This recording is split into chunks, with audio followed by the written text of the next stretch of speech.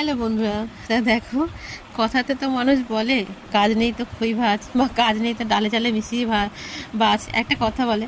তা দেখো, কালকে রাতে যখন আমাদের বাজার নিয়ে এসেছে, তখন আমি কি করেছি, চালের ড্রামের মধ্যে ডালটা ঢেলে রেখেছি, যে মানে প্যাকেট শুদ্ধ রেখে দিয়েছি, যে পরে কৌটোতে ঢালবো। ব্যাস, প্যাকেটটা লিক করে চালের মধ্যে পড়ে গেছে। তা আমি যে চালটা ধুয়েও ফেলেছি, তখন দেখছি প্রচুর মুসুর ডাল পড়েছে, জানো। কি করব, আর আমাদের এখন নিরামিষ খেতে হয়, মুসুর ডাল তো নিরামিষ না, মুসুর ডাল খাওয়া যাবে না। তার জন্য দেখো আমার এতগুলো বাছা হয়ে গেছে, তার মধ্যে দেখো এই দেখো দেখতে পাচ্ছি এখনও এতগুলো বাকি। তাই নেই কাজ তো বলে না খই ভাজ, তো আমার অবস্থা সেই অবস্থা হয়ে গেছে, দেখতে পাচ্ছ। তো আমার কাজ আছে, কিন্তু এখন আমাকে এগুলো বাছতে হচ্ছে।